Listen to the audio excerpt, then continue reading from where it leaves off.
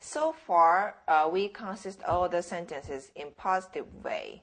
I am, this is, you are, and questions. And we're going to learn how to make a negative sentence using not. Okay? So let's look at the examples.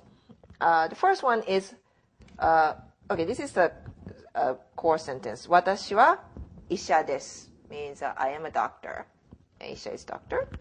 And in this part, です changes to ではありません. There are many ways to make a negative sentence, but so far we've learned a speech pattern. It's either ends です、あります、います.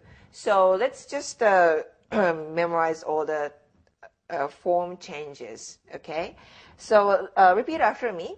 私は医者ではありません. Very good.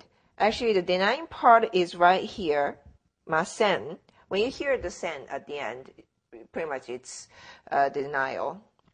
And I have another example using there is, there are. Let's say it was 車があります. That was there is a car. And now you say there isn't a car.